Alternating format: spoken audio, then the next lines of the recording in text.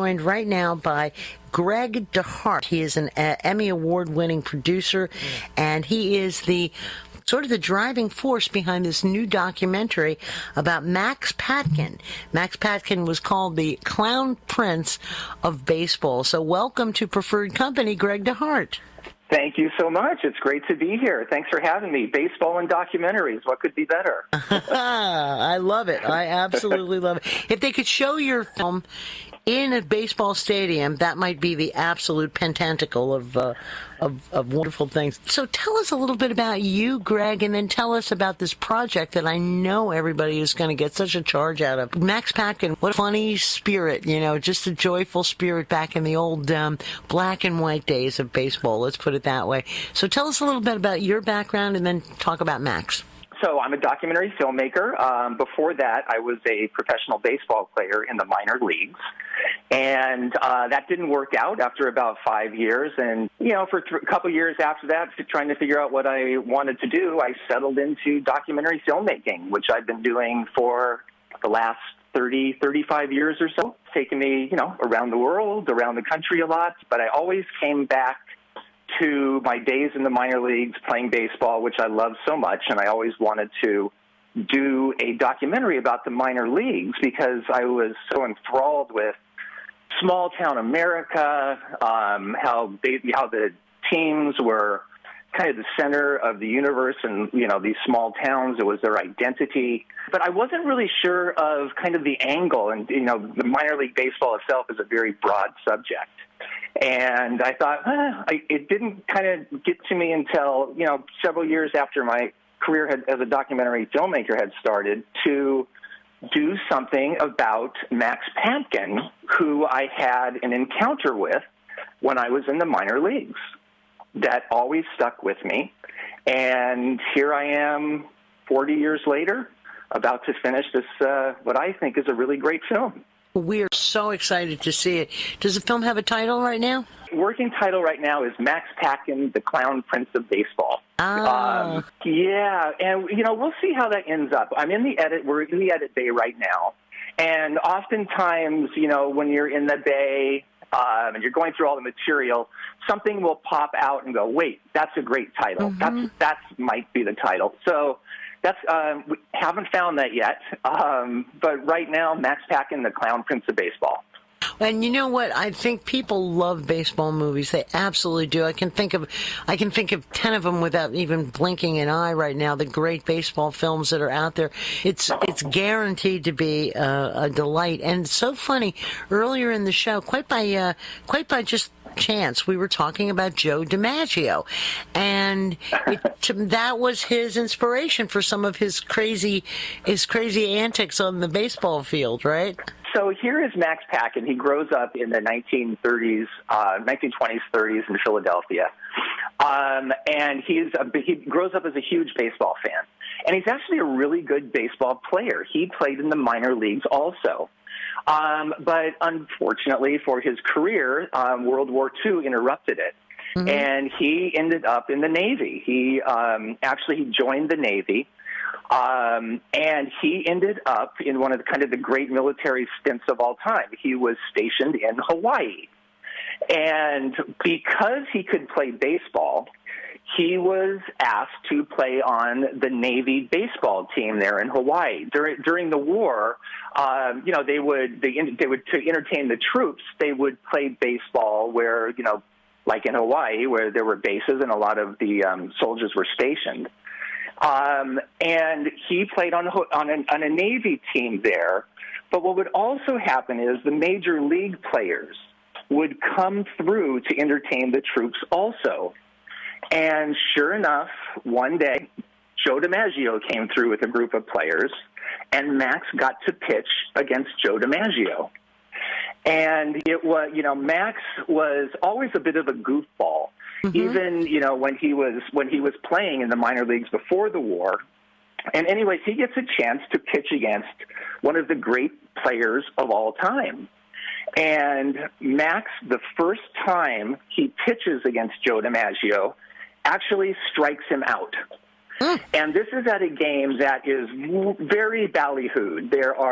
The stands are filled. There are probably 20,000 people in the stands. It's a packed stadium. The Generals are there. And the second time that DiMaggio comes up to bat against Max Patkin, he hits a home run that they both later would say is still traveling. It went into the Pacific Ocean. Wow. And this is where his career begins, because Max, who likes to clown during games, he instinctually, very spontaneously, throws his glove to the ground and follows Joe DiMaggio around the bases, mimicking his very distinct gait that Joe DiMaggio ran with. And he's right behind Joe DiMaggio. The crowd is going crazy about what is happening. This pitcher is following Joe DiMaggio around the bases. And by the time they get to home plate, the crowd is going crazy, not to congratulate Joe DiMaggio, but to congratulate Max Patkin, who just followed him and mimicked him around the bases. And that was his first act as a clown. And after the war, when it was, he went back into baseball. He hurt his arm. His career was over. But Joe DiMaggio and others never forgot that, and they said, Max, you need to go out there and do this clown thing full time. And that's how his career began, with the great Joe DiMaggio. Wow, that's incredible. What a great story. And, every now and then you'll get a baseball player that's got a little bit of personality, and you just remember them, and you look forward to seeing them on the field. I'm thinking of John Kruk. Remember John Kruk, who played for the Philadelphia Phillies on that wonderful team that won the World Series that was like just a team of oddballs and misfits. And John Kruk wrote that book, I Ain't No Athlete, Lady, I'm a Baseball Player. And he was known for being kind of silly and on the field too. And people just love that. They absolutely love it. And I'm sure a lot of people came to the game just to watch Max's on-field antics. Were you able to locate footage? Because I know back in those days there was very, very limited filming of games, and especially in the minor leagues. Were you able to locate any footage? Fortunately, there were, like during the 1940s, newsreels, right? The black and white newsreels. And this is before television, right? When they would show in theaters. So there were there's a little bit of newsreel stuff. But fortunately, so Max's career actually lasted 50 years. It started in 1944 and ended in late 1993. And whenever he would go into these small little minor league towns, it would be a big deal that Max Patkin was coming through to do his performance. And the local radio or the local television stations it was a great story for them. So they would send out a report with a camera person, and that's a lot of the stuff that we have. So when we get to like the 1970s, we've got a decent amount of footage of him. And as it is, doing documentaries, we learn to dig really deep. So, we find things like, some home movies. There's, clips of home movies that people would take in the stands. 8mm, those old 8mm film cameras, all the way up until, he retired in 1993. So, we were able to find quite a bit of it. And that's a good thing because, we've got a feature-length documentary to fill visually. Absolutely, visual mediums. Yeah. Well, listen, I tell you what, we are all so excited to follow this film as it makes its way to our homes, however that does. Are you planning on releasing it to the film festival circuit, or are you going to do it as a, there's so many options that you have now as a filmmaker. You can go, you have plans for it just yet, or when is it going to be finished produced? Sure. So we'll be right now. As I say, I'm in the edit bay. Right now, if I had to guess, we'll be done by the end of July. And at that point, the company that I work with, Suntastic Pictures, is actually starting. We're starting our own streaming service. Which sounds probably crazy in this day and age, but we are, and it's going, this is going to be one of the films that kicks off the service. It's called Sunstream, and that's where it's going to air first. It's going to, it's a little bit different for me. I do films, for all the cable networks and HBO and Netflix and all of that. So this is kind of a really exciting time for us to be able to use this film to kick off a new streaming service. Well, I think that sounds awesome. And, there has been a kind of a shift in the way people like to enjoy movies. And so I think streaming, a lot of people are opting to watch films, even currently in the theater films, they're opting for this in-home streaming thing. And I think that'll be awesome, so much fun. And I am expecting that there will be, probably plenty of little leagues that are going to want to have a group screening and things like that. So I know you're going to have nothing fun with this movie. The whole show today has been about these great iconic figures who've been really nice people. We started out just quite by accident talking about Willard Scott and what a joy he brought to news and to people, and this kind of an old-fashioned kind of niceness that you don't see too much. And it sounds to me like Max fits very nicely into that category, too, that he brought joy everywhere he would go. It is so true. He lived to make people laugh. He loved it. His act was actually during the game. Because the minor leagues, the stadiums are so small, that intimate setting allows for, in his case, a comic to really connect to the audience.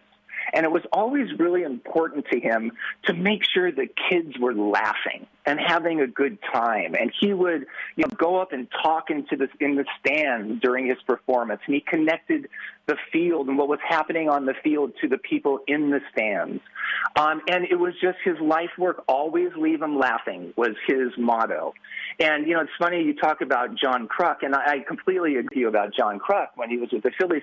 They bring a lightness to the game, right? Let's not take this so seriously, because in this day and age, the way baseball is, it's a big, huge corporate affair where there's a lot of money on the line, and, and it's people like John Kruk, but really people like Max Patkin who do, 50 years, 5,000 consecutive performances without once missing a date. Just go out there and make people laugh. It was a real gift that he gave to all of us, for sure.